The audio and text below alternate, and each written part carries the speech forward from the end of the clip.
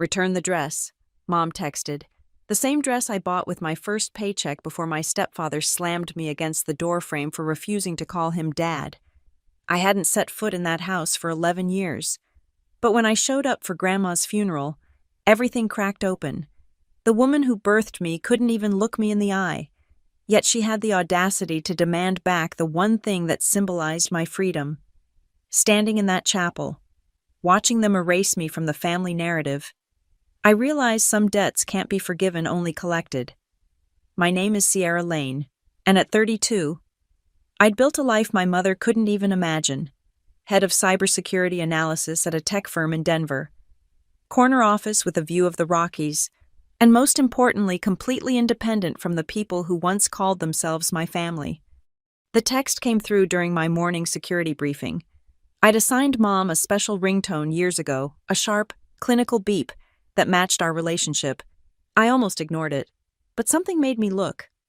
Return the dress, the black one, you know which. Your father wants it back. I stared at the screen until the words blurred. Your father. She still called him that, even though he'd never been anything close to a father to me. Ray Morrison had married my mother when I was 15, moved into our house with his construction worker hands and bourbon breath, and immediately decided I needed discipline. The dress, of course she meant that dress. I closed my eyes and saw it hanging in my closet back home, a simple black sheath dress from Nordstrom Rack. Nothing special to anyone else, but to me, that dress was everything. I'd bought it with my first real paycheck from the campus IT help desk, spent hours trying it on in the cramped dressing room, running my hands over fabric that I'd earned myself. No handouts, no strings, no conditions. Ms. Lane, my junior analyst, Marcus, was looking at me with concern. Should we continue with the penetration test results? I pocketed my phone. Give me 5 minutes. In the bathroom. I splashed cold water on my face and tried to process. Mom hadn't texted me in 8 months. The last time was to ask if I could help out with Ray's dental surgery. I'd sent the money, like always. $4,000 for root canals and crowns, transferred without a thank you or follow-up. Before that, it was my half-brother's community college tuition. Before that, the roof repairs. $47,000 over 10 years. I'd kept track in a spreadsheet, initially thinking I'd claim it on taxes as family support. But we both knew what it really was: guilt money, hush money, the price of keeping my existence at a comfortable distance. And now she wanted the dress. I pulled out my phone and started typing a response, then deleted it, started again, deleted. What could I possibly say? That she had no right, that Ray had forfeited any claim to my life when he shoved me into that doorframe, that calling him my father made me want to throw my phone across the bathroom. Instead, I wrote nothing. Let her wonder. Back in the conference room, I threw myself into the security audit with unnecessary intensity, but my mind kept drifting to that night 11 years ago. August. Sticky Denver heat. The kitchen smelling like Ray's cigarettes and Mom's nervous energy. I'd just graduated high school, was 2 weeks from leaving for college on a full scholarship I'd earned through countless late nights debugging code and perfecting essays. Ray had been drinking nothing new there. He'd made some comment about me thinking I was too good for this family, now that I was heading to some fancy college. I'd ignored him, like always, but then he'd stood up, pointed that thick finger at me. When I'm talking to you, you look at me and say, "Yes, sir, you hear me?" "I hear you, Ray." That's when everything shifted. "Ray, I'm Ray now, not Dad." I'd never called him Dad. Not once in the 3 years he'd lived in our house. He wasn't my dad. My dad had died when I was 2. Left behind nothing but a few photos and a last name Mom seemed eager to forget. "You've never been my dad," I said quietly, still not looking up from my laptop. The kitchen chair scraped against linoleum, Mom's sharp intake of breath, then his hand on my laptop screen, slamming it closed, nearly catching my fingers. "Your mother and I have fed you, clothed you, kept a roof over your ungrateful head. I've had a job since I was 14. I buy my own clothes. I pay for my own phone. What exactly?" That's when he grabbed my arm and yanked me up from the chair. Mom stood frozen by the sink, dish towel in her hands, watching as Ray dragged me toward the kitchen door. "You want to disrespect me in my own house?" "This isn't your house." I tried to pull away. "This is my father's house. His name is still on the deed. You're just the guy, Mom." The doorframe caught me right between the shoulder blades. Pain shot down my spine as Ray held me there, his face inches from mine, breath hot with beer and rage. "You apologize right now, or you can find somewhere else to live." I looked past him to Mom. She was still holding that dish towel, wringing it between her hands. Our eyes met for just a moment before she looked away. "Let her go, Ray," she said softly, so softly it barely counted as defending me. "She's leaving for college soon anyway." He released me with a shove that sent me stumbling. "Not under my roof, she's not unless she shows some respect."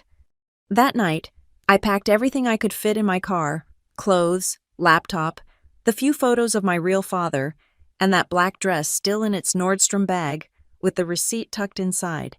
I left while they were at church the next morning, crashing on friends' couches until the dorms opened 2 weeks later. Mom called once, a week after I'd left. "You need to apologize to Ray. He's willing to let you come home if you just say you're sorry." "For what?" I'd asked. "For being disrespectful, for causing trouble, for making things difficult." I'd hung up on her. It was the last real conversation we'd had in 11 years. Now, sitting in my Denver office, successful beyond anything they could have imagined, she wanted the dress.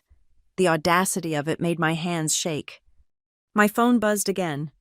"Your grandmother's funeral is Thursday. I assume you won't be there."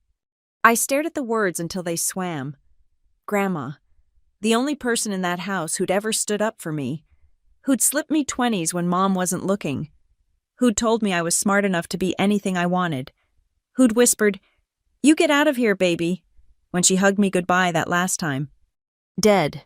And Mom was just mentioning it as an afterthought, an assumption I wouldn't care enough to come. But she was wrong. I'd be there, and I'd be wearing that black dress. The memory of that kitchen door frame had lived in my body for 11 years. Sometimes, when I stretched wrong or slept in an awkward position, I'd feel that spot between my shoulder blades flare up a phantom pain that no amount of success could erase. I was 17 then, just a kid trying to survive until college. Ray Morrison had been in our lives for 2 years, and I'd learned early to stay quiet, stay invisible, stay out of his way. But something about that night, maybe it was the scholarship letter sitting on my desk upstairs, or the acceptance email from Colorado State, or just the exhaustion of pretending this man had any authority over me, made me snap. The confrontation had been building since he'd moved in. Ray liked to play king of the castle in a house he didn't own, making rules about curfews and chores and respect, while contributing nothing but noise and intimidation.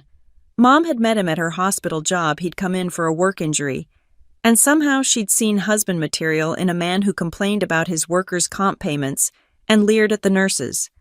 "He's stable," she'd told me when she announced they were getting married. "He's got a steady job. He owns his truck outright. We need that kind of security." What we needed was for her to stop confusing control with caring. But I'd already learned that Mom heard what she wanted to hear. The dress, that stupid, beautiful dress, had been my first act of rebellion. Though I hadn't seen it that way at the time, I'd been working at the campus computer lab since sophomore year, saving everything I could for college expenses. But when I got my first full paycheck from my new position as a lab supervisor, I'd done something just for me. I'd driven to the Cherry Creek Mall, walked into Nordstrom Rack like I belonged there, and spent 2 hours trying on professional clothes. The black dress was perfect, sophisticated but not flashy, appropriate for job interviews or presentations. When I looked at myself in the dressing room mirror, I didn't see the girl who ate lunch in the library to avoid Ray's noon visits home. I saw someone with a future. $78. That's what my freedom cost? I'd worn it exactly once before that night to my National Honor Society induction. Mom had come, sat in the back, left before the reception. Ray hadn't bothered. "Bunch of nerds congratulating themselves," he'd said. But Grandma had been there, front row, taking pictures with her ancient digital camera. "You look like a CEO," she'd whispered when she hugged me after. "Like someone who's going places." The night Ray slammed me into the doorframe. The dress was hanging in my closet in its dry cleaning bag, waiting for college interviews. After his hands left bruises on my arms and his words left deeper marks I couldn't see. I'd stood in my room, shaking, and stared at it. Evidence that I was more than this house, this family, this life they'd built around me like a cage. When I packed my car the next morning, the dress went in first. Mom's call a week later had been brief but revealing. She'd framed it as concern, but I could hear Ray coaching her in the background. "Tell her she needs to show respect. Tell her this is what happens when kids think they're too smart. Tell her she's not getting any help for college unless she apologizes." "I don't need your help," I'd said. "I have a full scholarship." "That won't cover everything. Books, food, housing. I'll figure it out." And I had work-study jobs, summer internships, sharing textbooks, living on ramen and cafeteria leftovers. I'd made it work because the alternative was crawling back to that house and calling Ray Dad like he'd demanded, like my actual father had never existed, like respect could be beaten into someone instead of earned. The dress became my armor. I wore it to my first internship interview at a cybersecurity firm, to my senior thesis presentation, to the career fair where I met the recruiter who'd eventually hire me at SecureTech. Every time I put it on, I remembered that I'd bought it myself, chosen it myself, saved it from a house where nothing really belonged to me. Freshman year, living in the dorms, I'd sometimes wake up in a panic, thinking I heard Ray's truck in the parking lot, but gradually, the fear faded into something else: determination.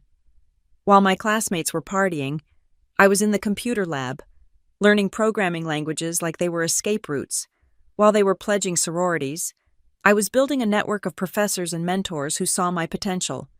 Mom reached out sporadically those first few years, always when she needed something. Could I help with Ray's truck payment? They were behind on utilities. My half-brother Tyler needed school supplies. She never asked how I was doing, never mentioned the night I left, never acknowledged that her husband had driven her daughter from her home.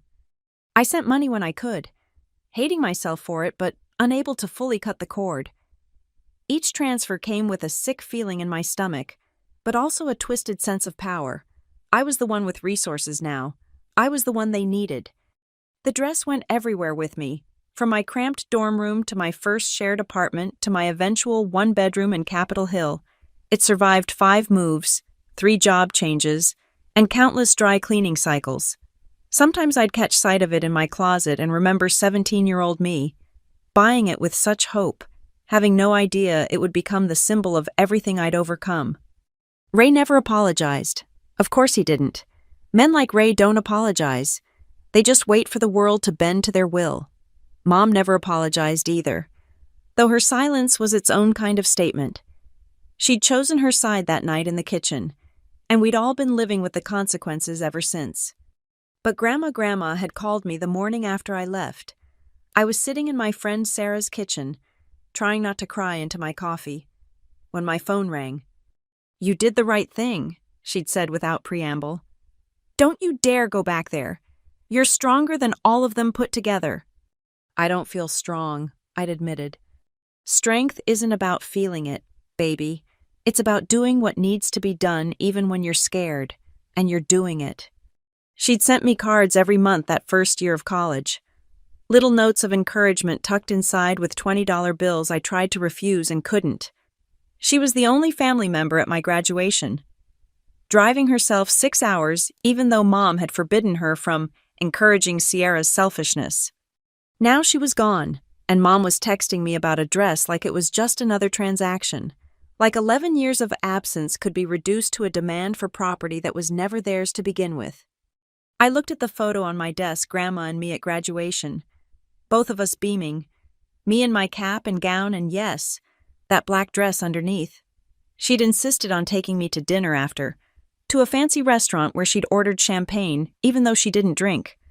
"To my granddaughter," she'd toasted, loud enough for other tables to hear, "who got herself out and made something of herself. Your daddy would be so proud." It was the only time in years anyone had mentioned my real father with love instead of dismissal. I'd cried into my champagne, and Grandma had reached across the table to squeeze my hand. "Don't you ever let them make you small," she'd said. "You're bigger than their tiny lives, and they know it. That's why they tried to break you. But look at you now." Look at me now, I thought, staring at Mom's text, successful, independent, and still somehow expected to hand over pieces of myself on demand. But Grandma's funeral changed things. I wouldn't just be the absent daughter anymore. I'd show up, wearing that dress, and let them see exactly what they'd pushed away. The dress wasn't just fabric and thread. It was proof that I'd survived, thrived, built a life they couldn't touch, and they'd have to pry it off my cold, dead body before I'd give it back to the man who tried to break me for refusing to call him Dad. I flew into Denver International on Wednesday night, renting a car for the drive to my childhood home in Aurora.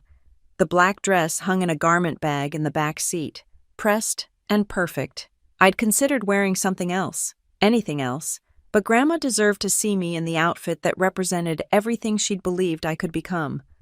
The funeral home parking lot was fuller than I'd expected. Grandma had touched a lot of lives: church friends, neighbors, the women from her book club. I sat in my rental car for 10 minutes, watching people file in. None of them family I recognized.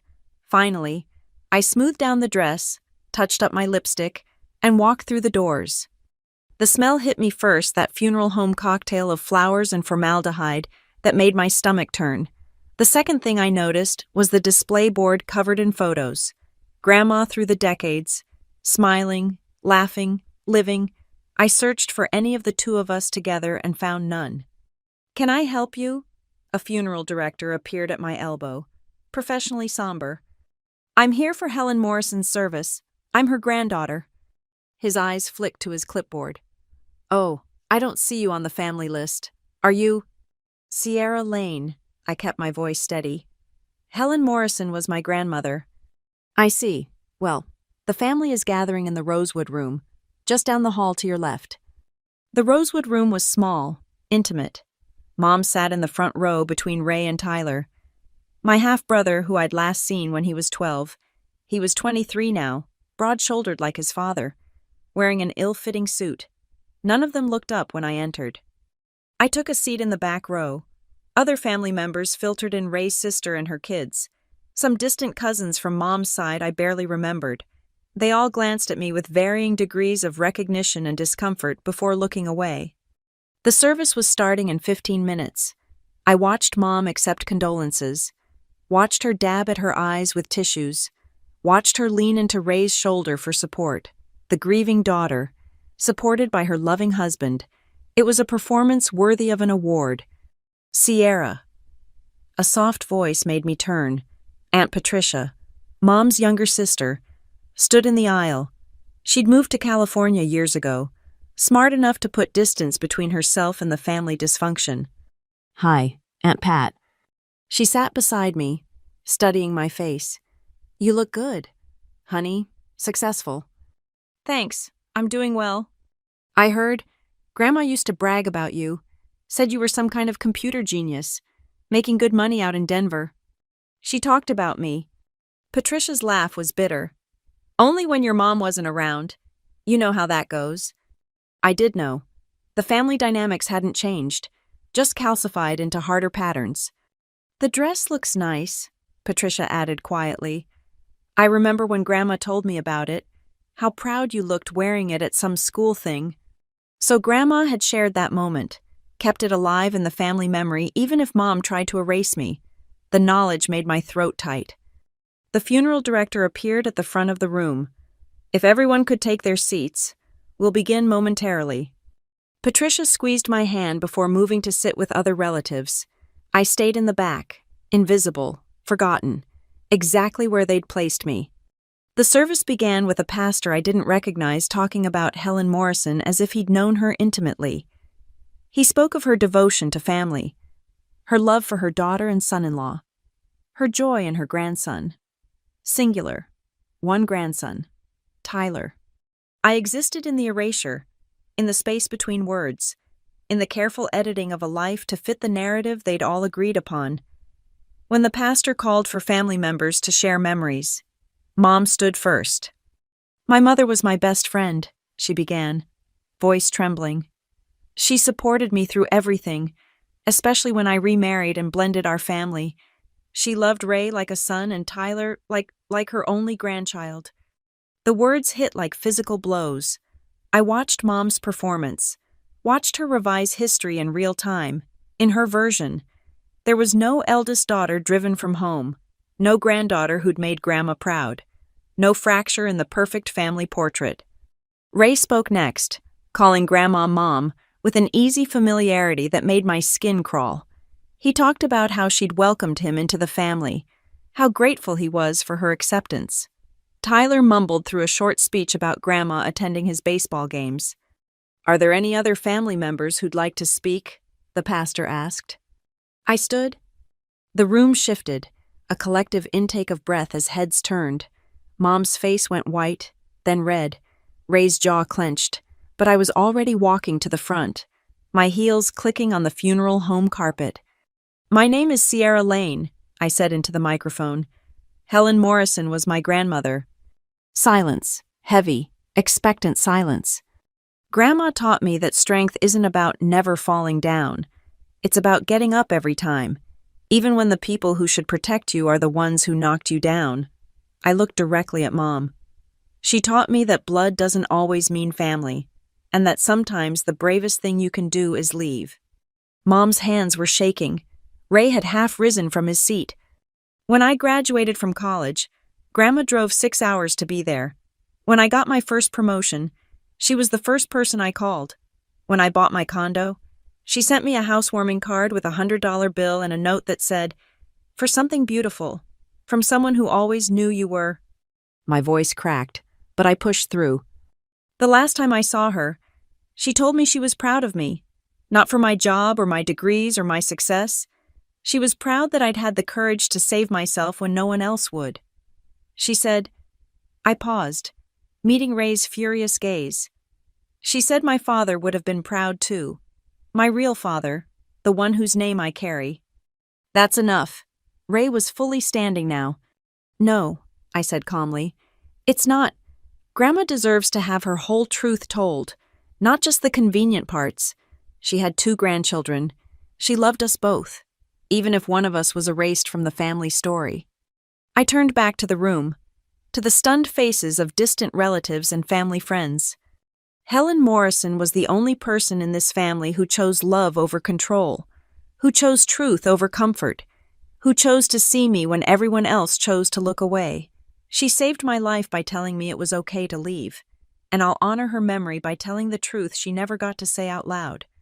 I stepped away from the microphone and walked back to my seat, legs steady despite the adrenaline flooding my system. The pastor fumbled through closing remarks while Mom sobbed real tears now. But not for Grandma, for the careful fiction I'd just shattered in front of everyone. When the service ended, people filed out slowly, many stopping to stare at me or whisper among themselves. I stayed seated until the room was nearly empty, then stood to say my private goodbye to Grandma. Mom intercepted me at the door. "How dare you?" "How dare I what?" "Tell the truth. You abandoned this family. You don't get to come back and—" "I was 17, my voice was ice, a child, and you let him hurt me because it was easier than protecting me. You were disrespectful. I was your daughter," the words hung between us, "and you chose him." Ray appeared at her shoulder, face mottled with rage. "You need to leave, now." "I'm not 17 anymore. Ray, you can't throw me out of public places." "The dress," Mom said suddenly. "You wore it on purpose, to mock us." I almost laughed, even now, at her mother's funeral. She was fixated on that dress. "I wore it because Grandma loved seeing me in it, because it represents everything she wanted for me: independence, success, freedom from people like you. People like—" Ray stepped forward. "Your grandmother loved me. I was more family to her than you ever were." "Is that why she left me the house?" The words fell out before I'd planned to say them. but watching their faces shift from anger to shock to disbelief was worth the premature revelation. "What?" Mom's voice was barely a whisper. "Her lawyer called me last week. Didn't you wonder why you haven't heard from him yet? She left me the house, the one with my father's name still on the deed, the one you've been living in rent-free for over a decade." It was a guess, but their faces told me I was right.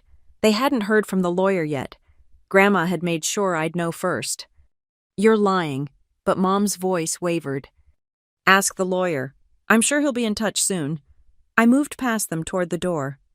"Oh, and Mom, I'll be keeping the dress. Consider it payment for the $47,000 I've given you over the years. Though really, it's worth so much more than that." I left them standing there in the funeral home doorway, their carefully constructed world crumbling around them. In the parking lot, I sat in my rental car and cried for Grandma, for the 17-year-old girl who'd had to save herself, for all the years of family I'd never get back. But they weren't tears of regret. They were tears of release. Grandma's final gift wasn't just the house. It was permission to stop trying to earn a place in a family that had already written me out of their story. I drove back to my hotel. The black dress still perfect, still mine, still symbolizing everything they'd never been able to take from me. Tomorrow I'd meet with Grandma's lawyer. Tonight, I'd raise a glass of champagne to the woman who'd loved me enough to let me go, and trusted me enough to give me the last word. Back in my hotel room, I hung the black dress carefully in the closet and opened my laptop. The funeral had shaken something loose in me, a need to quantify exactly what this dress meant, not just emotionally, but practically. If Mom wanted to reduce our relationship to transactions, I'd show her the real ledger. I pulled up my financial records, the ones I'd been keeping since college. At first, tracking the money I sent home had been about taxes, hoping to claim family support deductions, but over the years, it became something else: evidence, proof of a relationship that only flowed one direction. The folder was labeled Family Expenses in my cloud drive, neutral, clinical, like everything else about how I'd learned to manage my connection to them. I opened the spreadsheet and started from the beginning. March 2015, $500 for Mom's car repair. I'd been surviving on ramen and campus food bank visits, but she'd called crying about needing to get to work. July 2015, $200 for Tyler's school expenses. He would have been 13 then. I later found out from Aunt Patricia the money went to Ray's DUI lawyer. December 2016, $2,000 for Christmas and bills. I'd spent that Christmas alone in my dorm room, eating Chinese takeout while they enjoyed the holiday I'd helped finance. The numbers added up, year after year. $500 here, $1,000 there, sometimes more, always with a story, always urgent, always with the unspoken understanding that this was what family did. Never mind that family was supposed to be reciprocal. The largest single transfer was in 2019, $8,000 for Ray's dental work. Mom had called me sobbing, saying he was in so much pain he couldn't work, that they'd lose the house if he couldn't get back to construction jobs. I'd emptied half my emergency fund and eaten beans and rice for 3 months to build it back up. There was no thank you card, no follow-up call, just another request 6 months later for Tyler's community college tuition. By my count, I'd transferred $47,832 to Mom over 10 years. That didn't include the birthday cards I'd sent Tyler with money tucked inside, never acknowledged, or the groceries I'd had delivered during COVID when Mom mentioned offhand that Ray's hours had been cut. $47,000. I could have used that for a bigger down payment on my condo, could have traveled, invested more aggressively, or just not spent years anxiously checking my bank balance after each transfer. But the real cost wasn't monetary. It was in the therapy sessions where I unpacked why I felt obligated to buy their love, the relationships I'd sabotaged because I didn't know how to accept care without suspicion, the times I'd worked myself sick because financial security felt like the only real safety net. I closed the laptop and walked to the window. Denver sprawled out below, lights twinkling in the darkness. This city had saved me, given me opportunities to build a life where my worth wasn't contingent on how quietly I could disappear. The dress hung in the closet like a talisman. $78 at Nordstrom Rack in 2013. The first thing I'd ever bought that was purely for future me, not survival me. When I wore it to that National Honor Society induction, I'd felt like I was wearing possibility itself. Mom's fixation on it made more sense now. It wasn't about the dress. It was about what it represented. Every time I succeeded while wearing it, I proved that their narrative was wrong. I wasn't the disrespectful daughter who needed Ray's firm hand. I was the girl who'd gotten out, who'd made something of herself without their help in spite of their harm. My phone buzzed. A text from an unknown number.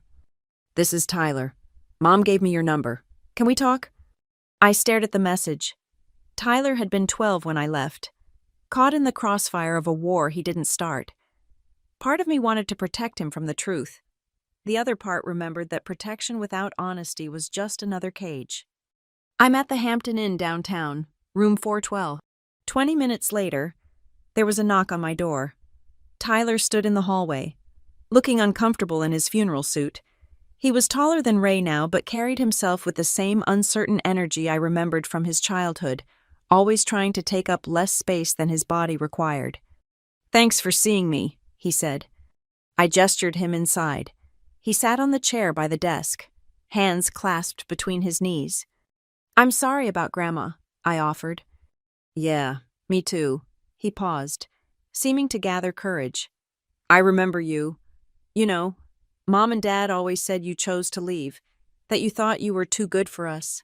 But I remember." "What do you remember?" "The night before you left, I heard the fight. Heard Dad Ray yelling. Heard something hit the wall. Mom told me the next morning you decided to leave for college early. But your car was already gone, and your room was empty except for the furniture." My throat tightened. "I didn't want to leave you." "I know." He looked up at me then, and I saw our shared mother in his features, but also something else, a questioning, a refusal to accept easy answers. "I found your graduation announcement in Mom's drawer when I was 16. She'd never told me you graduated. I looked you up online, found out you were working at some big tech company. Started to wonder what else they hadn't told me."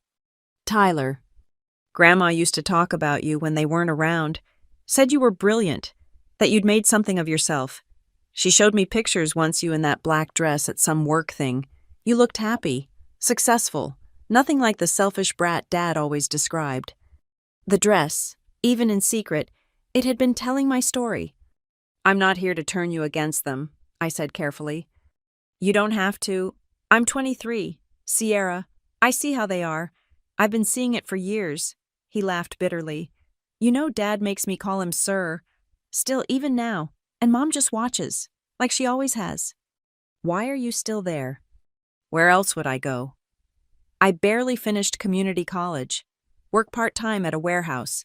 Dad says I'm lucky he lets me stay rent-free, though I pay for groceries and utilities, says I should be grateful." I saw myself in him then trapped by circumstances and the insidious voice that said this was what family meant, but also saw the difference. He was questioning it, pushing back in small ways, looking for cracks in the foundation. "The house," I said suddenly. "Grandma left it to me." His eyes widened. "Seriously?" "I just found out. Haven't decided what to do with it yet. Dad's gonna lose his mind. He's been talking about selling it after Grandma died, using the money to buy a truck for his new contracting business." Of course he had. Ray had been spending inheritance money in his mind before Grandma was even buried. "Tyler, can I ask you something? What do you know about my father, my biological father?" He shifted uncomfortably. "Not much. Mom doesn't talk about him. There's no pictures or anything. Dad always said he was a deadbeat who abandoned you both." Another lie. My father had died in a car accident when I was 2. He'd been coming home from his shift at the hospital. He'd been a radiologic technologist, had just gotten promoted. Grandma told me the truth when I was 16, showed me his obituary she'd saved. He'd been 26 years old, excited about being a dad, planning to buy a house for his young family. "He died," I told Tyler. "Car accident. He never abandoned anyone. Tyler's face went through several expressions: surprise, anger, a dawning understanding of just how deep the lies went. Why would they? Because Ray needed to be the only father figure, needed me grateful for his presence instead of resentful of his intrusion.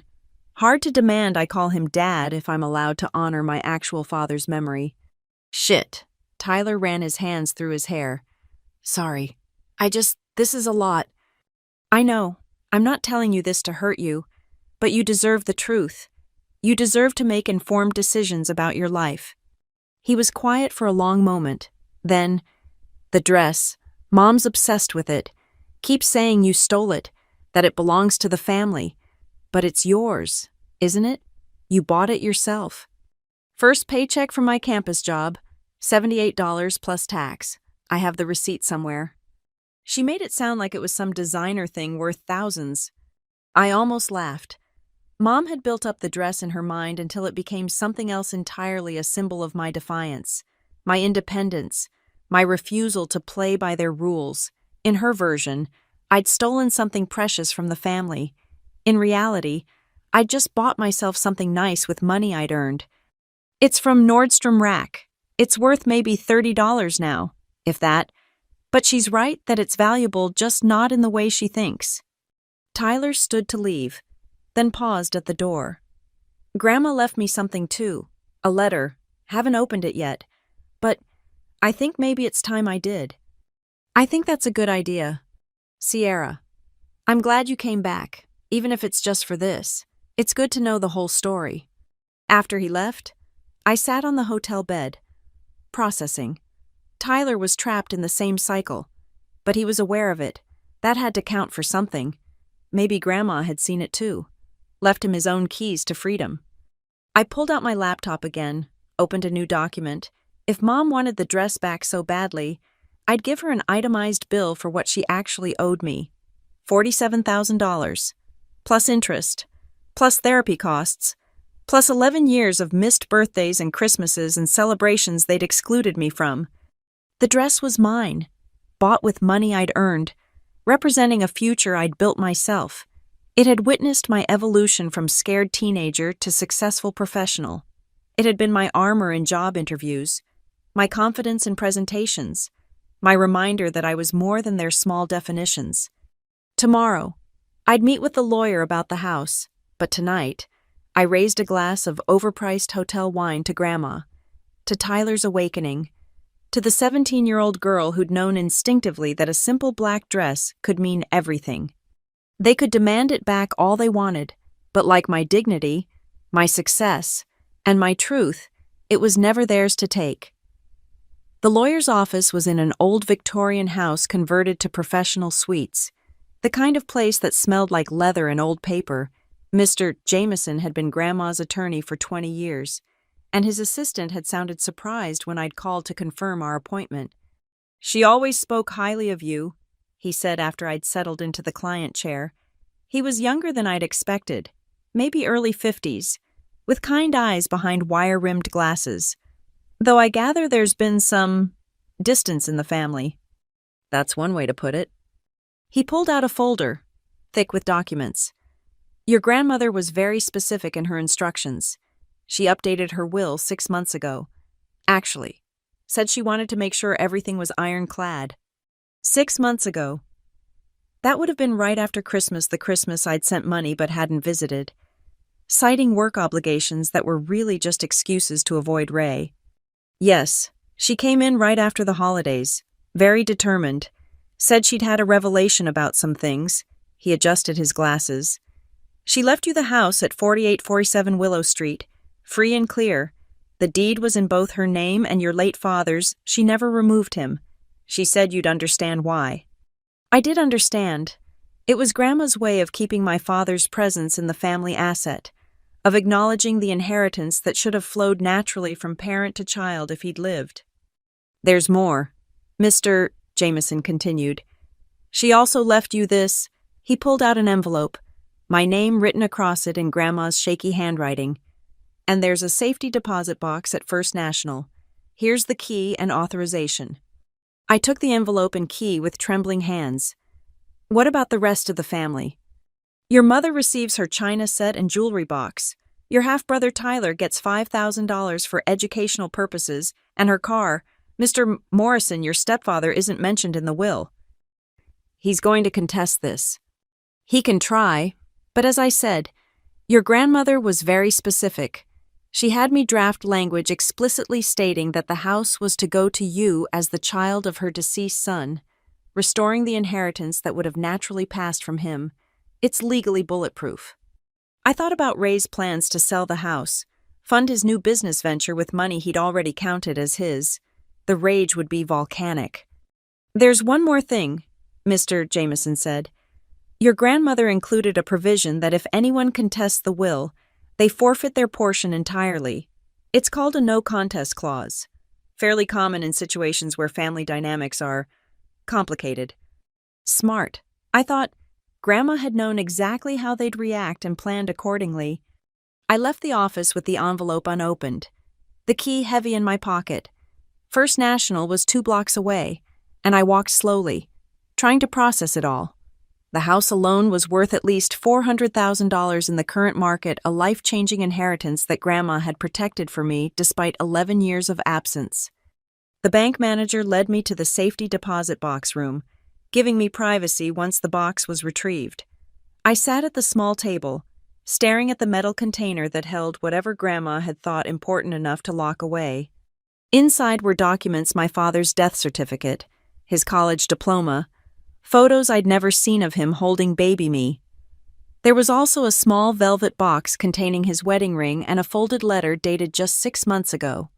My dearest Sierra, if you're reading this, then I'm gone, and you've finally come home. I've watched you build your life from afar, proud beyond words, but heartbroken at the distance between us. Your mother will never admit she was wrong, and Ray will never acknowledge what he took from you, but I need you to know that I saw it all. The night you left, I was awake. I heard the fight, heard him slam you into that doorframe, heard your mother's silence. I should have intervened then, should have stood up to them both. My greatest regret is that I let fear keep me quiet when you needed an advocate. The house belongs to you, it always should have. Your father would have wanted you to have it, to have something solid in this world. I've kept his name on the deed all these years as a reminder that you have a claim here, no matter what stories they tell. I've been putting money aside for Tyler, hoping to help him the way I couldn't help you, but I see now that he needs truth more than cash. Whatever you decide about the house, please help him understand that there are other ways to be in this world than afraid. You asked me once why I stayed close to them after what they did. The truth is, I was selfish. I wanted to see my grandchildren, even if one was kept from me. But I also stayed to bear witness, to remember the truth when everyone else was content with lies. That black dress you bought, I remember when you wore it to your NHS induction. You looked like your father that night, confident and capable and ready to take on the world. I knew then that you'd be okay, that you'd save yourself since we'd failed to save you. Don't give it back, sweetheart.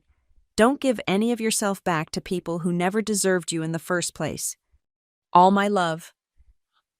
I sat in that small room and cried for her, for my father, for all the years we'd lost to other people's pride and cruelty. When I finally opened her letter to Tyler, it was shorter but no less powerful. Tyler, the truth matters. Ask your sister. Love. Grandma.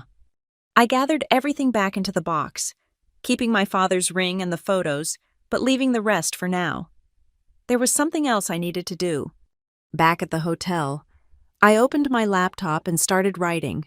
Not the itemized bill I'd planned last night, but something different.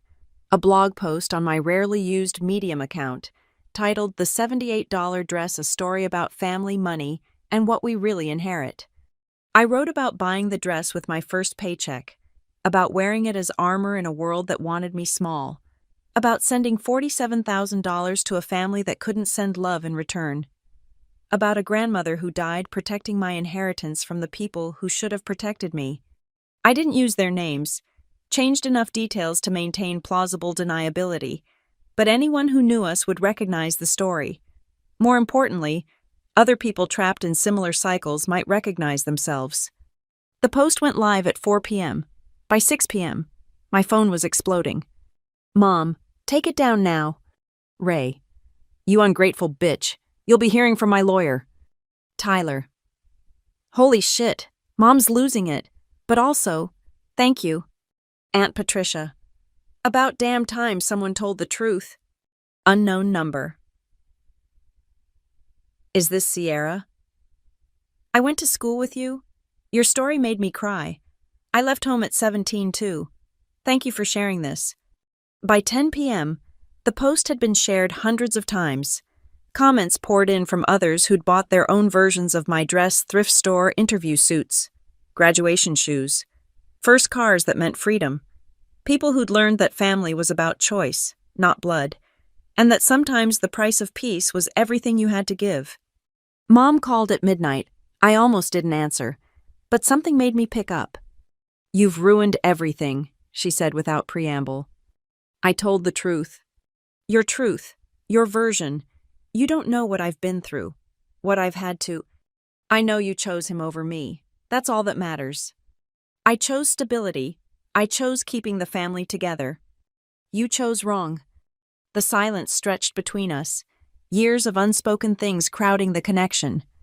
The house, she finally said. You can't really mean to take it. It's already mine. Grandma made sure of that. We'll contest it. Ray knows lawyers. Read the will. Mom, you contest it. You lose everything. Even the china set you're getting gone. Is it worth it? Another pause. I could hear her breathing. The same anxious rhythm from that night in the kitchen. The dress, she whispered. Just give back the dress. It's all I asked for. Why does it matter so much? Because every time I see it in pictures, every time Patricia mentions it, every time I remember you wearing it, I see my failure.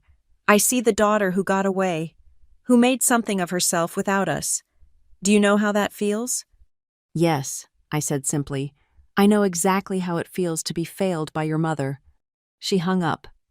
I sat on the hotel bed, still in the black dress I'd worn to the lawyer's office, and pulled up the blog post stats. Over 1,000 shares now. Messages from strangers finding courage in my story. A DM from a reporter asking if I'd be willing to be interviewed for a piece on family estrangement and financial abuse. The dress had done its job once again, given me the strength to tell my truth, but it had become bigger than just my story. It was every first-generation success story, every child who'd saved themselves, every person who'd bought their own armor with money no one could take back. Tomorrow, I'd drive by the house, my house, and decide what to do with it. Tomorrow, I'd figure out how to help Tyler escape his own cage. Tomorrow, I'd start the legal proceedings to protect what Grandma had left me. But tonight, I ordered room service and champagne, toasted my father's memory with his ring on a chain around my neck, and read every single comment from people who'd found hope in a $78 dress and the girl who'd refused to give it back. The dress hung in the closet, waiting for whatever came next. It had been my freedom, my armor, my proof of survival. Now it was my flag, planted firmly in the ground of my own life, declaring that some things' dignity, truth, self-worth weren't for sale at any price. The invitation came through Tyler, texted at 7 a.m. on Friday. Mom wants to meet, all of us, tomorrow at 2 p.m. at the house. She says to discuss things like adults. Dad will be there. I stared at the message over my morning coffee. 3 days had passed since the blog post went viral, since Mom's midnight call, since the world had shifted on its axis. My phone had been silent from their end after that initial explosion, which worried me more than the angry texts had.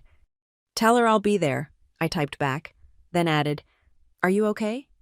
Been staying at a friend's. It's been intense here. I could imagine.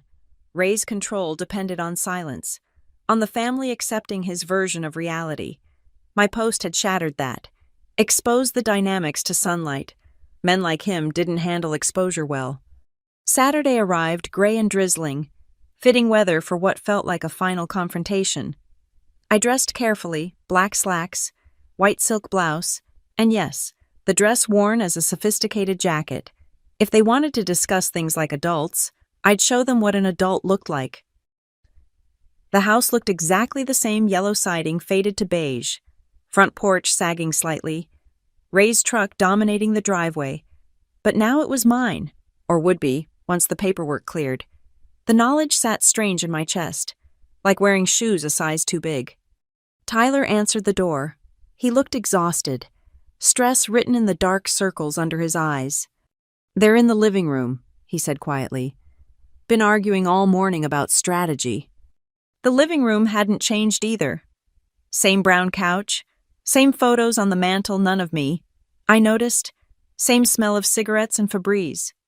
Mom sat rigid in her armchair while Ray paced by the window. They both turned when I entered. "Sit," Ray commanded, pointing to the couch. I remained standing. "I'm fine here, thanks." His jaw clenched, but Mom touched his arm, a warning. They'd definitely discussed strategy. "Sierra," Mom began, her voice forcibly calm, "we need to discuss this situation rationally." "Which situation?" "The inheritance. The blog post. The $47,000 I've given you over the years." "The house," Ray interjected. "You can't seriously intend to throw us out of our home." "Your home." I pulled out my phone, showed them the email from Mr. Jameson confirming the deed transfer was in progress. "According to the county records, it's about to be my home. Has been in my family since before you ever entered it." "Your family," Ray's voice rose. "I've been more family to your mother than my dead father. Is that what you were going to say?" Silence. Mom looked at her hands. Tyler shifted uncomfortably by the door. "Here's what I don't understand," I continued, keeping my voice steady. "You had everything you wanted.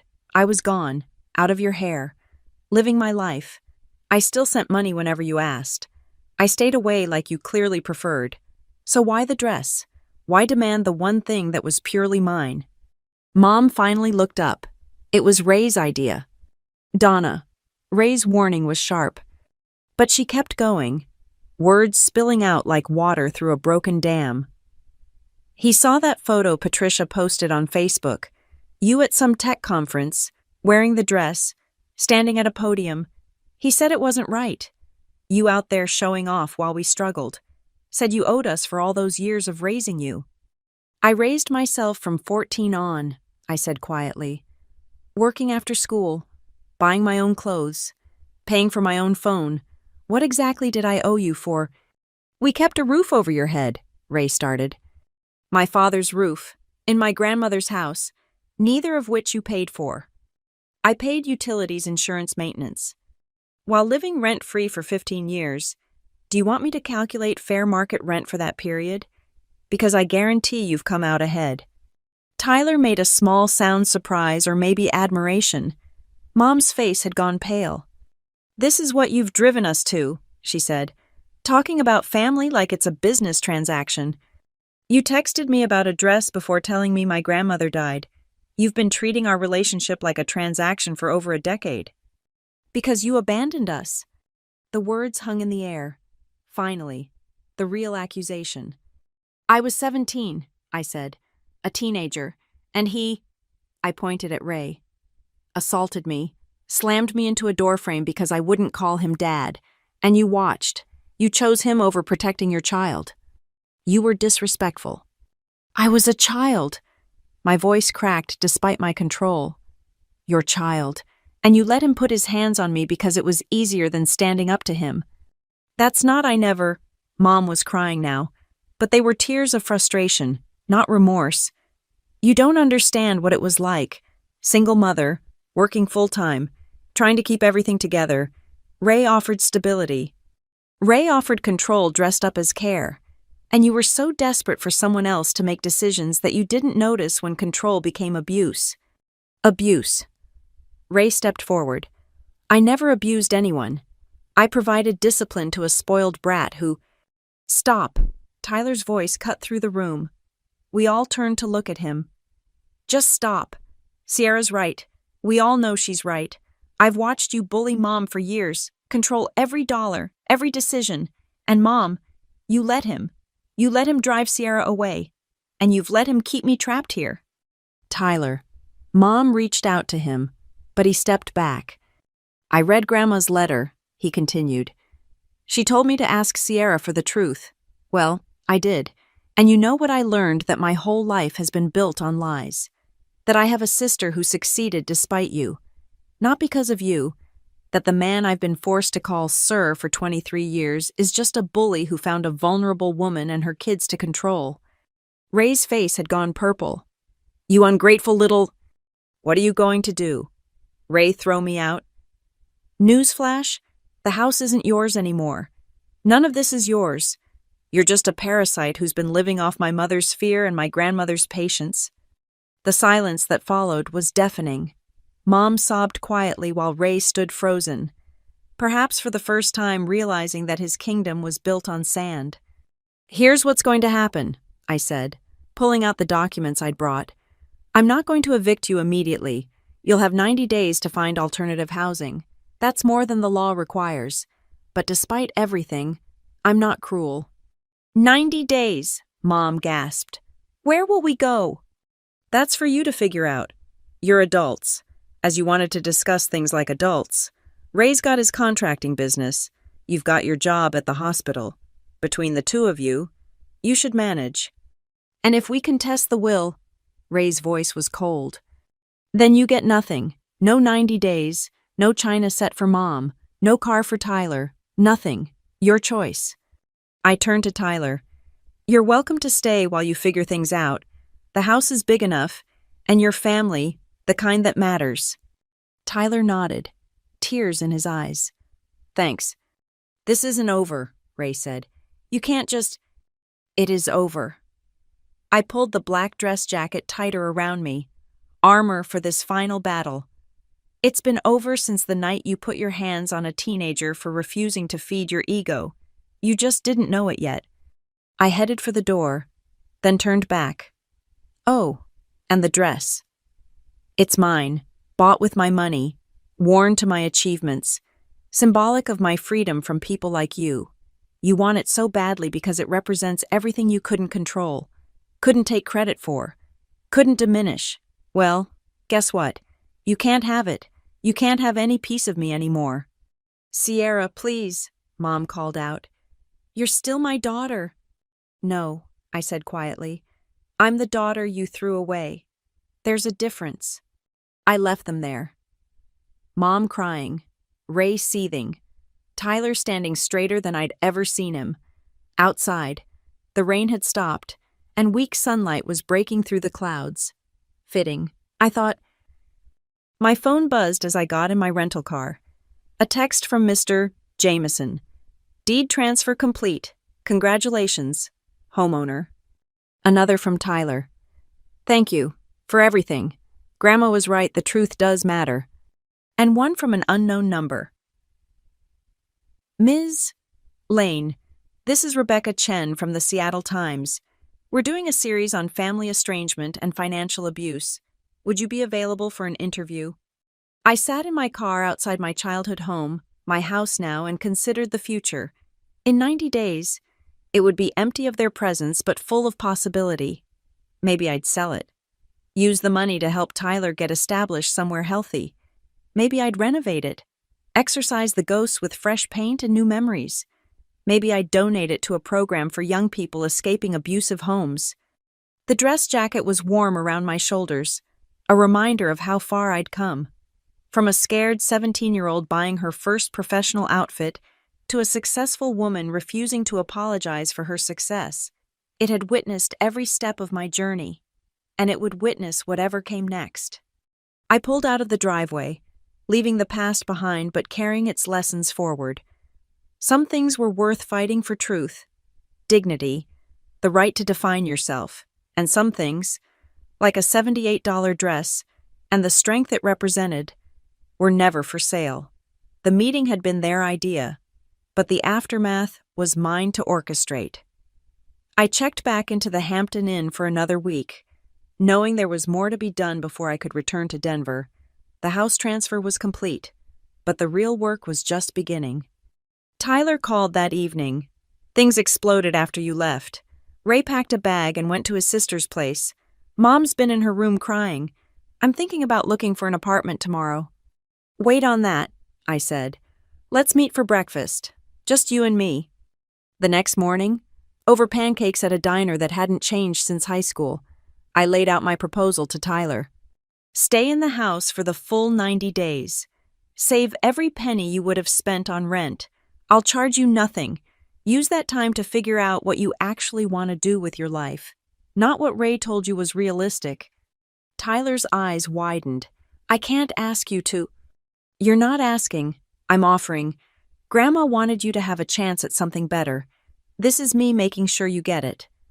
What about Mom? Mom's a grown woman who made her choices. But if she decides to leave Ray, she can stay the 90 days too. That's as generous as I'm prepared to be. Tyler nodded slowly, processing. You know he's not going to leave quietly. Right, Ray doesn't handle losing well. I thought about the security cameras I'd already ordered for the property. Let me worry about Ray. That afternoon, I met with a property management company. If I was going to be an unwilling landlord for 3 months, I'd do it properly. They'd handle any maintenance issues, collect documentation, and serve as a buffer between me and whatever drama unfolded. By Tuesday, my phone had accumulated 17 missed calls from Ray and 43 texts ranging from threats to pleas to incoherent rage. I screenshot everything, forwarding it all to Mr. Jameson just in case. The call from Rebecca Martinez at the Seattle Times came while I was reviewing security system quotes. Your blog post has really resonated with our readers, she said. We'd like to do a deeper piece on financial abuse within families, and your story perfectly illustrates patterns we're seeing nationwide. I agreed to the interview, but only if we could do it over video. I wanted to be back in Denver, in my own space, when I told this story again. Wednesday brought an unexpected visitor. Aunt Patricia stood at my hotel room door with a bottle of wine and a grim expression. Thought you could use this, she said, holding up the bottle. We sat on the small balcony, drinking wine from hotel room cups while she filled in gaps I'd never known. Your mom was different before, Patricia said.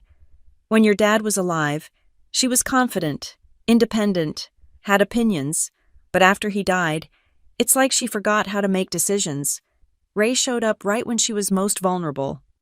That doesn't excuse what she let happen. No, it doesn't. I tried to tell her when you left that she was making a mistake. She said I didn't understand the pressure of being a single parent. Maybe I didn't, but I understood that you don't sacrifice one child's safety for another's stability. Did you know Grandma left me the house? Patricia smiled. I helped her find Mr. Jameson. She came to me after last Christmas, said she'd had enough of watching Ray treat her home like his personal kingdom. She wanted to make sure you got what was rightfully yours. Why didn't anyone tell me what was happening, that she was sick? She wasn't sick, honey. Heart attack in her sleep. And as for telling you your mom had everyone convinced you wanted nothing to do with the family, she'd forward your texts about the money you sent but edit out anything personal, made it seem like you were just fulfilling an obligation. The manipulation ran deeper than I'd realized. Mom had been curating my image to the family as carefully as she'd erased me from it. Thursday morning brought legal documents from Ray's lawyer, actually just a paralegal friend who'd drawn up a threatening letter. I forwarded it to Mr. Jameson, who responded within an hour, amateur hour, I'll handle this. Tyler texted updates throughout the day. Mom had started packing. Ray had come by to get more clothes and ended up in a screaming match with her in the driveway. The neighbors were starting to notice the drama. By Friday, I was exhausted. The emotional labor of managing this crisis from a hotel room was wearing on me. But then something shifted. My blog post had been picked up by a larger platform, and messages poured in from strangers sharing their own stories. A woman in Michigan who'd supported her family through nursing school only to be called selfish for moving away for a better job. A man in Florida whose parents demanded he pay back the cost of raising him when he came into an inheritance. Story after story of adult children treated like ATMs by the very people who should have celebrated their success. I started a spreadsheet, tracking common themes, financial abuse, emotional manipulation, the weaponization of family values to justify exploitation. By the time I finished, I had enough data for a dozen articles. That evening, Tyler called with news. Mom left, packed up this morning, and went to stay with her friend Carol. She left Dad Ray a note saying she needs time to think. How do you feel about that?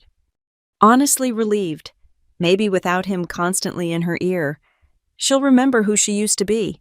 Maybe, I said, though I doubted it. Some people were too comfortable in their cages to ever really leave them. Saturday was supposed to be my last day in town, but something made me drive by the house one more time. Ray's truck was in the driveway, and I could see him through the window, pacing and gesturing wildly on the phone. I parked across the street and called Tyler. Is he supposed to be there? No, Mom took her key back, and I changed the locks yesterday like you suggested. Call the police, report a break-in. I'm recording everything from here. What followed was almost anticlimactic. 2 patrol cars arrived within 10 minutes. Ray tried to bluster his way through an explanation, claiming he still lived there, that this was all a misunderstanding. But Tyler calmly showed the officers the deed transfer, explained the 90-day notice, and mentioned the changed locks. Ray was escorted off the property with a warning about trespassing. He shot me a look of pure venom as he drove away, but I felt nothing. No fear, no anger, just a tired sort of vindication. That night, I sat in my hotel room wearing the black dress one last time on this trip. I'd built an entire life in clothes bought with my own money, achievements earned with my own effort, in spaces where no one could slam me into door frames for speaking my truth. The dress had been my first declaration of independence, purchased with hope and worn with defiance. Now it was just a dress well made, classic, a little worn at the seams but still perfectly mine. The power had never been in the fabric. It had always been in the girl who refused to give it back. My phone buzzed with a text from Tyler. Found something in Grandma's room. She had a box of photos of you, from graduation, your first job, that tech conference. Mom must have sent them to her over the years. Want me to save them for you? Yes, I typed back, throat tight with unexpected emotion. So Mom had shared those moments with Grandma, even while erasing me from the family narrative. People were complicated, I realized, capable of cruelty and care in the same breath, of love and betrayal intertwined like DNA strands. But understanding didn't mean forgiving, and forgiveness didn't mean forgetting. I'd spent 11 years building a life that didn't require either. Tomorrow I'd fly back to Denver, back to my real life. The interview with the Seattle Times would run next week, possibly sparking more stories, more connections, more truth-telling. The house would sort itself out with Tyler as my eyes and ears. Ray would rage and threaten and eventually slink away to find some other family to terrorize. Mom would either find her backbone or remain bent forever. None of that was my responsibility anymore. I pulled out my laptop and started writing a follow-up blog post. The dress is just a dress. The money was just money. The house is just a house. But the story of a girl who bought her freedom for $78 and refused to sell it back at any price, that's what matters. That's what lasts. That's what can't be taken away, no matter how hard anyone tries. To everyone who messaged me this week, your dress matters. Your freedom matters. Your truth matters. Don't give it back. Not for family. Not for guilt. Not for any amount of money. Some things aren't for sale. Keep your receipts. Tell your stories. Wear your armor. And never, ever apologize for surviving. I posted it at midnight, watching the first comments roll in. By morning, I'd be home. The black dress would go back in my closet, waiting for the next presentation, the next milestone, the next moment when I needed to remember who I was and how far I'd come. But its work here was done. I'd stood in my childhood home wearing my own success and told the truth they'd tried to bury with me at 17.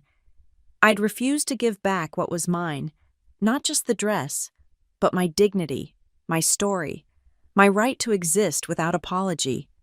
Grandma would have been proud, back in Denver.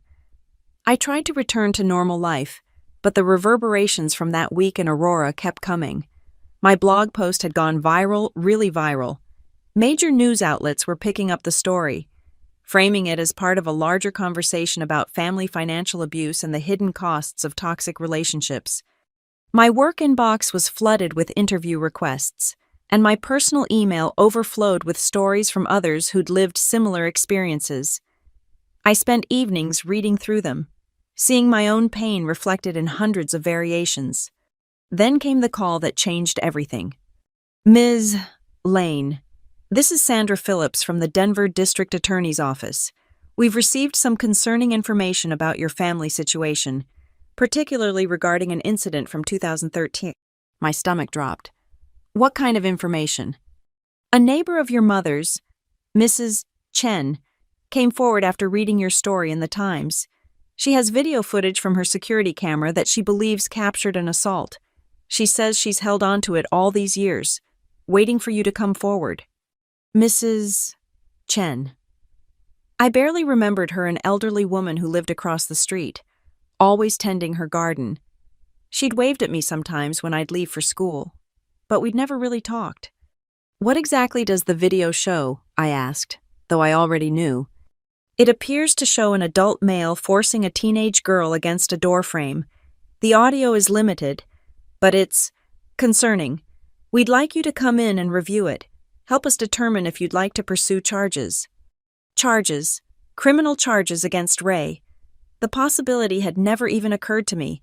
I'd been so focused on surviving, then thriving, that justice had seemed like an impossible luxury. The statute of limitations.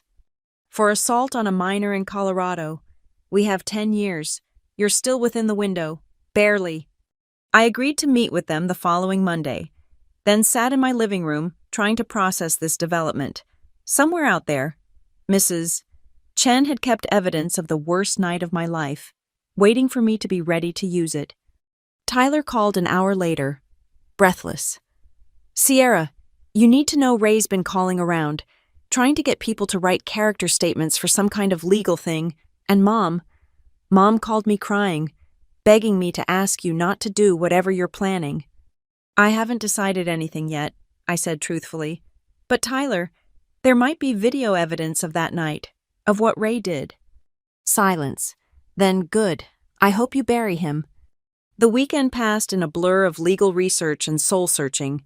Part of me wanted to let it go, to move forward without looking back. But another part, the 17-year-old, who'd driven away in the dark, bruised and afraid, wanted Ray to face consequences for once in his life. Monday morning, I sat in a small viewing room at the DA's office, watching grainy security footage from 11 years ago. There I was, 17 and defiant, standing in the driveway. There was Ray, storming out of the house, grabbing my arm. The camera angle caught it all, him dragging me to the door. The moment of impact, my body hitting the frame. It's assault, clear as day, the ADA said. With the video evidence and your testimony, we have a strong case. But I need to be honest, these cases can be difficult. He'll likely plead down to a lesser charge. Might not serve any jail time. The question is whether it's worth it to you to go through the process. I thought about Tyler, still trying to break free from Ray's influence, about other kids in that neighborhood who might be suffering in silence, about Mrs. Chen, who'd saved this evidence for over a decade, believing that someday it would matter. Yes, I said, it's worth it. The news of Ray's arrest made the local papers. Aurora man charged with assault after viral blog post leads to video evidence. Mom called me 17 times that day. I didn't answer any of them. But Tyler did, and he reported back. She's a mess. Keeps saying you're destroying the family. That Ray's not perfect, but he doesn't deserve this. I told her the family was destroyed 11 years ago when she chose him over you. How did she respond to that? She hung up on me. But Carol, Mom's friend, she called me later. Said Mom's been different lately, questioning things. Maybe this will finally break Ray's hold on her. The preliminary hearing was set for 6 weeks out. I threw myself into preparation, working with the prosecutor to build the strongest case possible.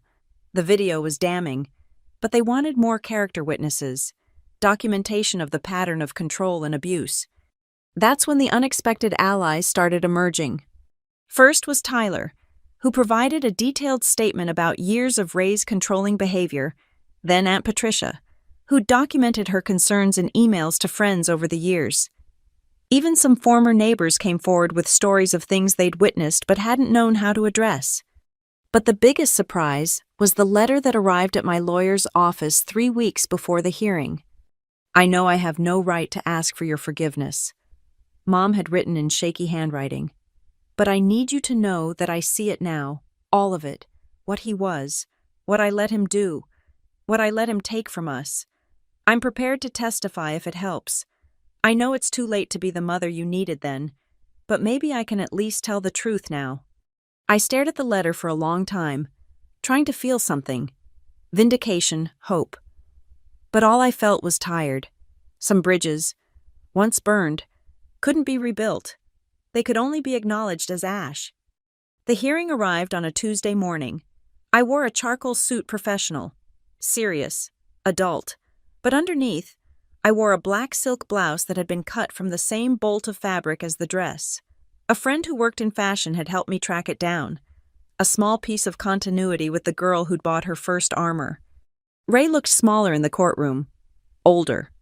His lawyer tried to paint the video as a misunderstanding, a moment of parental discipline taken out of context, but the footage spoke for itself. So did Tyler's testimony about the pattern of control. So did the neighbors who'd come forward. And then Mom took the stand. She looked fragile, diminished, like grief had hollowed her out from the inside, but her voice was steady as she recounted that night, admitting she'd stood by and watched, too afraid of losing her security to protect her child. "I failed my daughter," she said, looking directly at me for the first time in years. "I chose my own comfort over her safety, and I've been paying for that choice every day since, even if I was too stubborn to admit it." Ray's face went purple as she continued, detailing years of financial control, emotional manipulation, and the ways he'd systematically isolated our family from support systems. It was the testimony of a woman finally waking up from a long, terrible sleep. In the end, Ray took a plea deal, 18 months probation, anger management classes, and a permanent restraining order keeping him away from both Tyler and me. It wasn't the dramatic justice my 17-year-old self might have wanted, but it was something, a record, accountability, truth spoken in a court of law. Outside the courthouse, Mom approached me tentatively. "Sierra, Don't," I said gently but firmly. "I'm glad you told the truth. I'm glad you're getting help. But we can't go back. Too much has happened." She nodded, tears streaming down her face. "I know. I'm so sorry. And I'm so proud of who you've become, despite everything."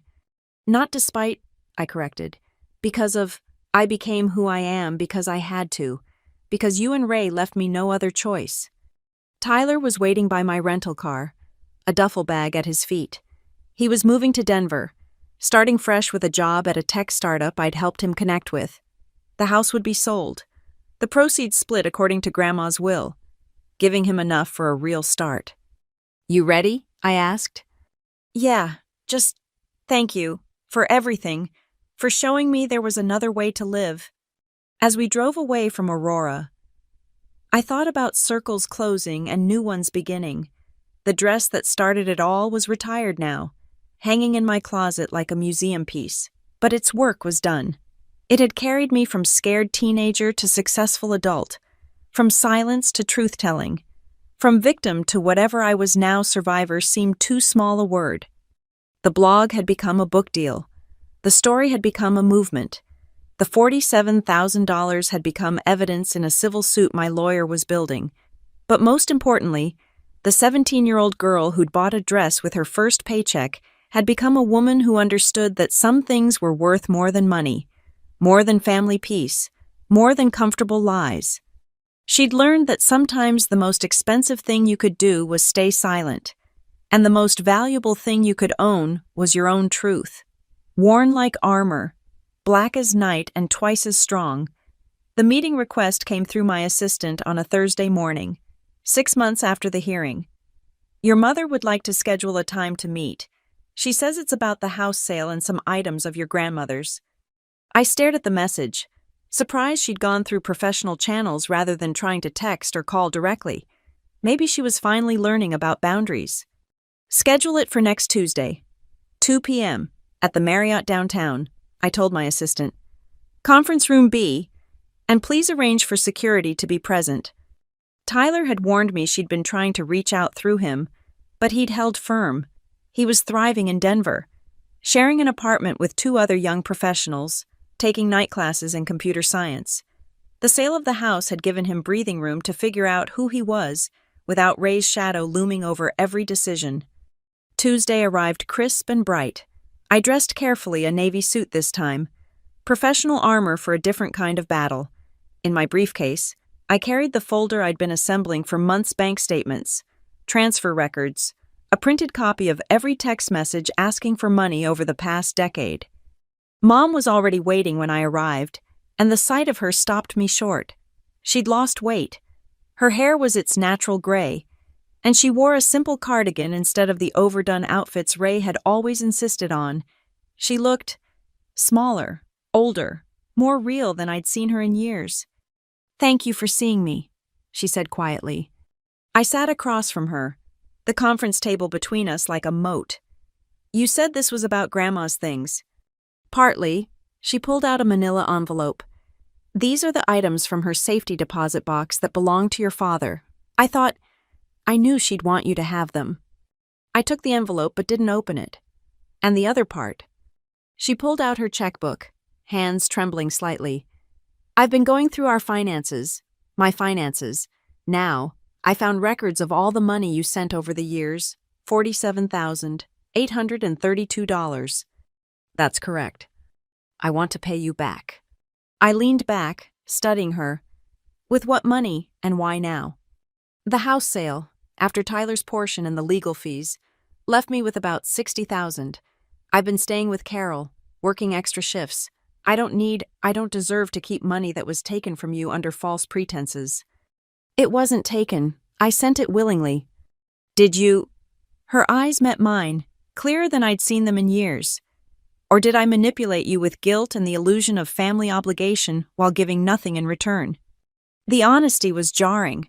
This wasn't the mother I knew, the one who spoke in justifications and revisions. "What happened to you?" I asked. She almost smiled. "Therapy happened, court-ordered for Ray, voluntary for me. Turns out when you spend 15 years with someone who controls every aspect of your life, you forget how to think for yourself." The therapist. "She's helping me remember who I was before, who I might still be able to become." "And who is that?"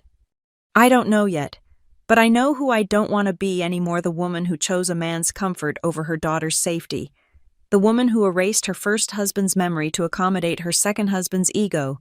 The woman who—" her voice cracked, "who stood in that kitchen and watched her teenage daughter get hurt and did nothing." I let the silence stretch, processing this version of my mother accountable, self-aware, seemingly genuine in her regret. "The money," she continued, writing out a check. "It's not enough. Nothing could be enough. But it's what I can do now." "I don't want your money." "Then donate it, burn it, frame it as a reminder of what not to do. But I can't keep it. Every dollar represents a moment I failed you, a time I took advantage of your success while resenting you for it." She slid the check across the table. $47,832. Everything I'd given, returned. "What about Ray?" I asked. Her face hardened. "The restraining order violation landed him in jail for 30 days. His sister posted bail, but he's staying with her now. The divorce will be final next month." "You're divorcing him." "I should have divorced him 11 years ago, the moment he laid hands on you, but I was a coward then. I'm trying not to be one now." I picked up the check, studying it. This money had meant so much at different times, survival for them, resentment for me, evidence of a relationship that only worked in one direction. Now it was just paper and numbers. "If I take this," I said slowly, "it doesn't fix anything. We don't suddenly have a relationship. The past doesn't get erased." "I know. I'm not trying to buy forgiveness. I'm trying to balance the scales. Maybe to stop taking from you, even if I can never give back what really matters. I folded the check and put it in my briefcase. I'll donate it. There's a program for teens aging out of foster care. Helps them get established. Seems appropriate. Mom nodded, tears streaming down her face. Your father would have liked that. He always wanted to help kids who didn't have advantages. Tell me about him, I said suddenly. The real him, not Ray's version. For the next hour, she talked about David Lane, respiratory therapist, amateur guitarist, the man who cried when I was born and spent hours just holding me, who'd been driving home from a double shift to help pay for their new house when a drunk driver ran a red light, who'd been planning to take me to the zoo that weekend for the first time. He would have been so proud of you, she finished. The way you stood up for yourself, the career you built, the person you became. He was like that, determined, principled. You get that from him. I wish I remembered him.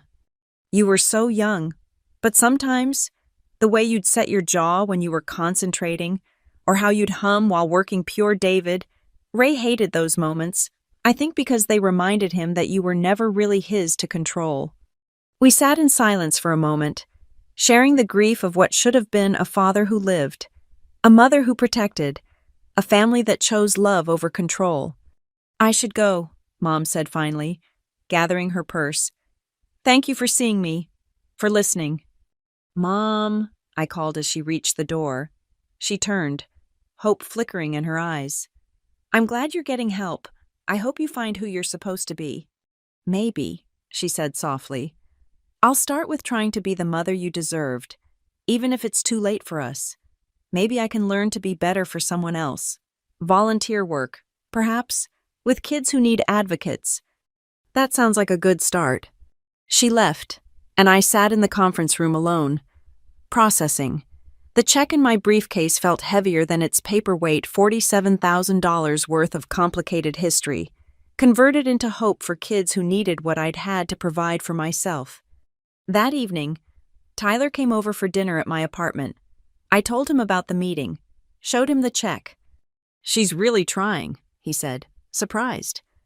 Maybe, or maybe this is just another performance. Time will tell. You don't trust her.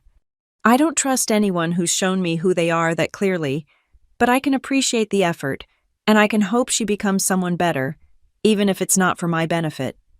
We ate Thai food and talked about his classes, his new girlfriend, the life he was building free from Ray's shadow. He was seeing a therapist too, unpacking years of being told he was worthless without Ray's guidance. I've been thinking about that dress, he said suddenly. The famous dress, what it represented. What about it? I want to buy something like that. Not a dress, obviously, but something that's just mine, that represents my freedom. Maybe a really good laptop for school, something I choose, I save for, I earn. That sounds perfect. Will you help me pick it out? You know about computers and symbolic purchases. I smiled. Of course.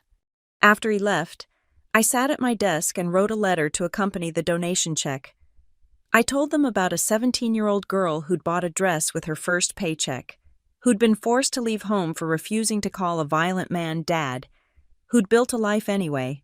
I asked them to use the money for kids facing similar impossible choices, who needed their own version of a $78 dress, something that belonged only to them, that represented a future beyond their current circumstances.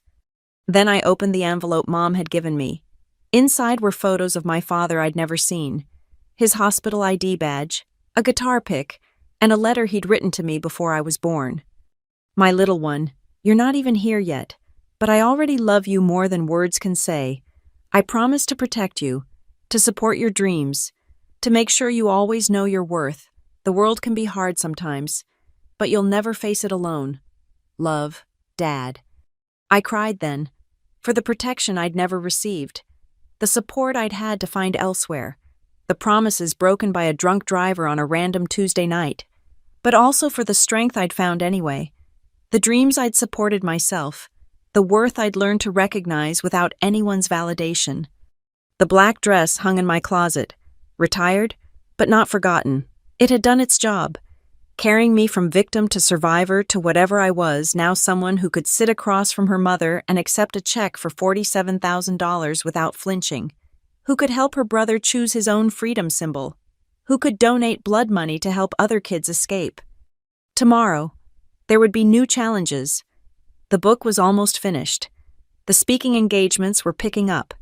The civil suit against Ray was moving forward.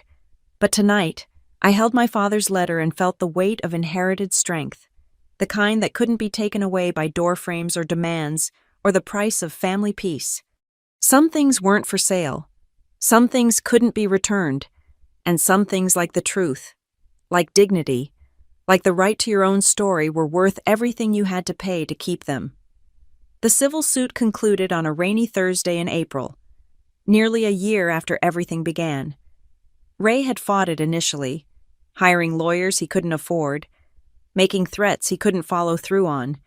But security footage, bank records, and witness testimonies have a way of making even the most belligerent people face reality. The judge awarded me $30,000 in damages, not the full amount I'd sought, but enough to make a statement. Ray was also ordered to pay my legal fees and issued a permanent injunction against contacting me or Tyler. He'd aged visibly during the proceedings, his bluster replaced by a sullen acceptance that his kingdom had crumbled. I donated the settlement money to the same program that had received Mom's repayment. The director called to thank me personally, telling me they'd use the funds to create the Independence Award, a grant for young adults escaping abusive homes to purchase professional clothing for job interviews. "We're calling it the Black Dress Fund," she said. "After your story, is that okay?" "It's perfect," I told her, throat tight with emotion. The book released in June to reviews that called it searingly honest and a necessary examination of family financial abuse. The tour took me to 15 cities, where I met hundreds of people who'd lived variations of my story. They brought their own symbolic items: a secondhand briefcase, a community college ID card, a pair of shoes that had walked them out of hell.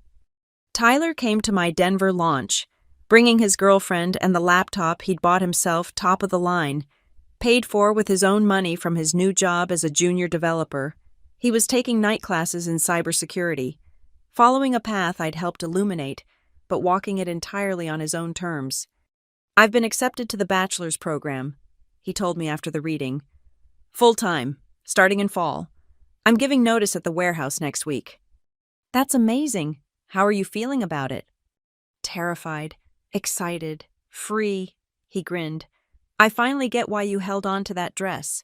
When you buy your own future, no one can take it back." Mom didn't come to the launch, but she sent a card: "Proud of you, proud of your truth, working on my own, M." Patricia told me Mom had started volunteering at a domestic violence shelter, using her experience to help other women recognize the signs of financial control. She was living in a small apartment now, working full-time, attending therapy twice a week, building something that might eventually resemble a life. The speaking engagements grew from bookstores to conferences. I found myself on panels about economic abuse, talking to rooms full of social workers and policymakers about the hidden ways families can trap their children in cycles of exploitation.